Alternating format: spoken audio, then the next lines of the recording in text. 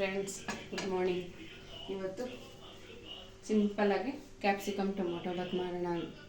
ನಮ್ಮ ಚಾನಲ್ನ ಸಬ್ಸ್ಕ್ರೈಬ್ ಮಾಡಿ, ಸುಮಾ ಕಿಚನ್ ಬ್ಲಾಗ್ಸ್ ಹೀಗೆ ನೋಡ್ತಾ ಇರಿ. ಈಗ ಟೊಮೆಟೊ ಬಾತ್ ಮಾಡೋದು ಹೀಗೆ ಅಂತ ನೋಡೋಣ.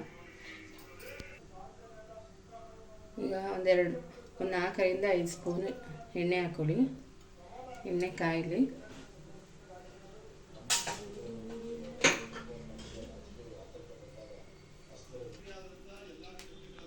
ಈಗ ಪಲಾವ್ಗೆ ನೋಡಿ, ಇದಿಷ್ಟೆಲ್ಲ ಐಟಮ್ ಇದೆ. ಪಲಾವ್ ಎಲೆ, ಚಕ್ಕೆ ಲವಂಗ, ಚಕ್ರ ಮೊಗ್ಗು, ಸೋಂಪು ಎಲ್ಲ ಹಾಕಿದ್ದೀವಿ.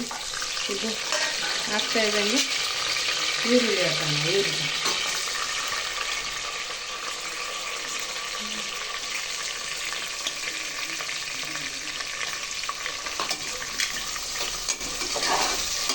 ಈರುಳ್ಳಿ ಚೆನ್ನಾಗಿ ಫ್ರೈ ಆಗಲಿ. ಈರುಳ್ಳಿ ಫ್ರೈ ಆಗಿದೆ. ಶುಂಠಿ ಬೆಳ್ಳುಳ್ಳಿ ಪೇಸ್ಟ್ ಹಾಕೋಣ.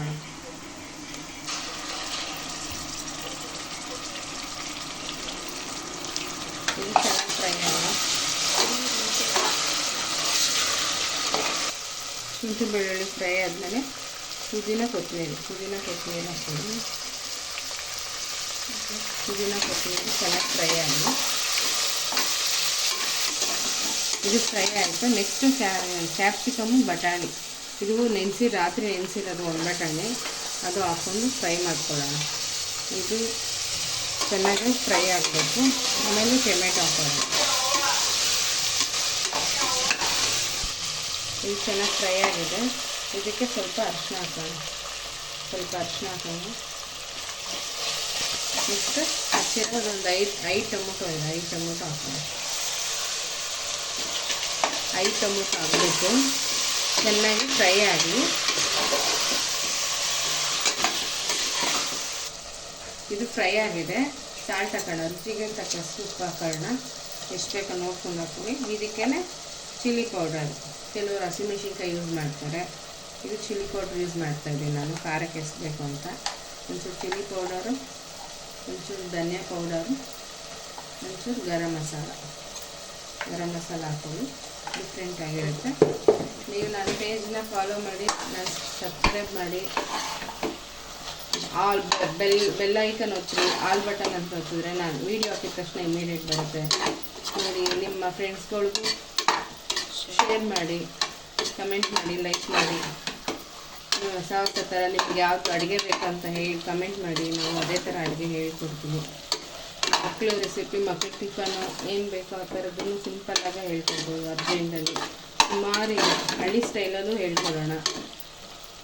ಈಗ ಚೆನ್ನಾಗಿ ಫ್ರೈ ಆಗಿದೆ. ಎಲ್ಲ ಎಣ್ಣೆ ಎಲ್ಲ ಸುತ್ತ ಬಿಟ್ಕೊಂಡಿದೆ. ಇದಾದಮೇಲೆ ಈ ಲೋಟದಲ್ಲಿ 1.5 ಲೋಟ ಅಕ್ಕಿ ತೊಗೊಂಡಿದ್ದೀವಿ. 2 ಲೋಟ ತೊಗೊಬೋದು, 1.5 ಲೋಟ ತೊಗೊಬೋದು. ನಾವು ಎಷ್ಟು ತೊಗೊತೀವೋ ಅದರ ಡಬ್ಬಲ್ಲೂ ನೀರು ಹಾಕ್ಕೊಬೇಕು. ಸ್ವಲ್ಪ ಟೊಮೆಟೊ ಹೊತ್ತಿಗೆ ಸ್ವಲ್ಪ ಒಂದು ಸ್ವಲ್ಪ ಕಮ್ಮಿನೇ ಹಾಕ್ಕೊಳ್ಳಿ. ಯಾಕೆ ಟೊಮೊಟೊ ನೀರು ಬಿಟ್ಟಿರುತ್ತಲ್ವ, ಕುದಿದ್ರಾಗ ಬರುತ್ತೆ. ಆಗದೆ ಇದ್ರೂ ಚೆನ್ನಾಗಿ ಬರುತ್ತೆ, ತೊಂದರೆ. ಇದಾಯಿತು. ಇದು ಫ್ರೈ ಆಯಿತು. ಈಗ ಇದಕ್ಕೆ ಅಕ್ಕಿ ಹಾಕ್ಕೊಳ್ಳೋಣ. ತೊಳೆದು ಇಟ್ಕೊಂಡಿದ್ದೀನಿ 1.5 ಗ್ಲಾಸು ಅಕ್ಕಿ ಹಾಕ್ಕೊಂಡು ಪಕ್ಕದಲ್ಲಿ ಬಿಸಿನೀರು ಕಾಯಿಸಿಟ್ಕೊಂಡಿದ್ದೀನಿ. ಬಿಸಿನೀರು ಕಾಯಿಸಿಟ್ಕೊಂಡ್ರೆ ಚೆನ್ನಾಗಿ ಬರುತ್ತೆ, ಬೇಗ ಆಗುತ್ತೆ.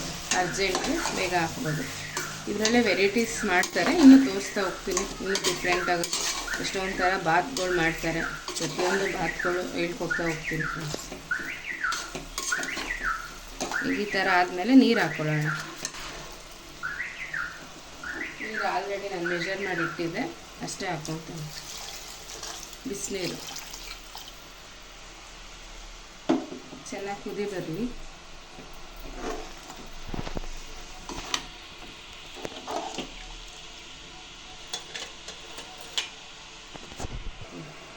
ಈಗ ಇದು ಕುದೀತಾ ಇದೆ. ಮುಚ್ಚಳ ಹಾಕೋಣ.